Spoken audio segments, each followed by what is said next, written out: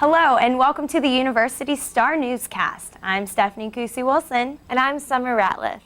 Spring break is less than a week away, and this year students are being advised not to travel to Mexico. The United States Department of State says there's been a big increase in drug violence along the border. More than 1,000 people have been murdered this year. Also, dozens of U.S. citizens have been kidnapped, with many of the cases remaining unresolved. So surrounding schools, including Texas State, are making sure students know about the situation and exercise great caution if they decide to travel south of the border. Vice President for Student Affairs, Dr. Joanne Smith, says no matter where you travel during the upcoming break, be sure you know the laws of the area and follow them accordingly. From microchipping to a decrease in adoptions, a lot is going on at the San Marcos Animal Shelter. We stopped by to get our questions answered. The San Marcos Animal Shelter is almost at capacity, yet they are not adopting out as many animals as usual. In the past 3 weeks, we've only done 1 to 2 adoptions on Saturday, where the weeks prior to that we were doing 6 to 12 adoptions on Saturdays. Animal Services Manager Bert Straudeman says that may be because an organization called Paw Match has been recently setting up shop in the Walmart parking lot. He says only 600 animals out of nearly 6,000 were adopted from the shelter last year.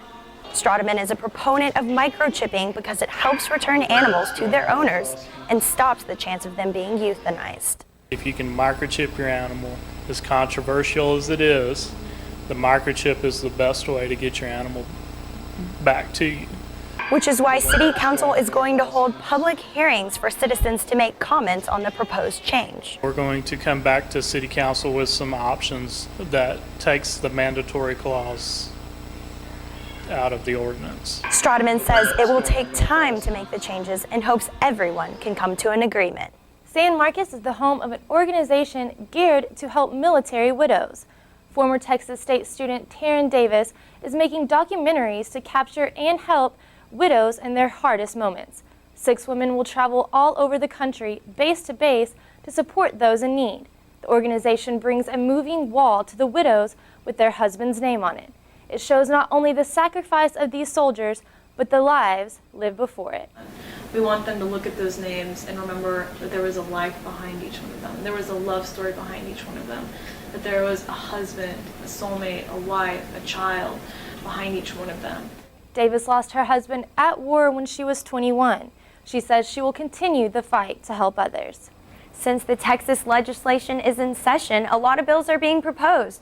One has to do with concealed carry on campus.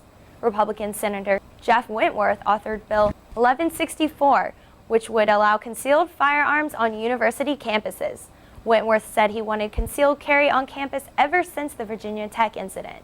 To obtain a license, you must be 21, but as of right now, you can't carry a weapon inside university buildings.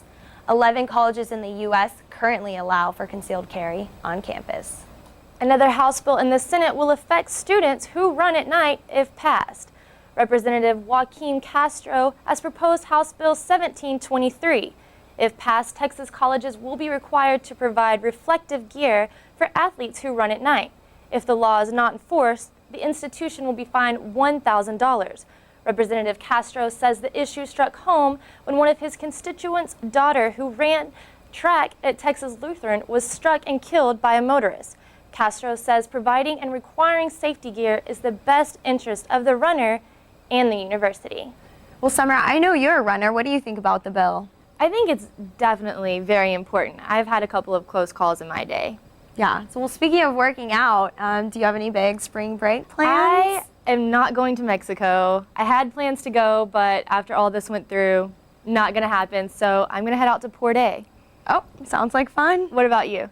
I'm going to Vegas. It'll be a blast. I can imagine so. Well, that's all we have for today. I'm Stephanie Kusi-Wilson. And I'm Summer Ratliff, and we're with the University Star, guiding you in the right direction.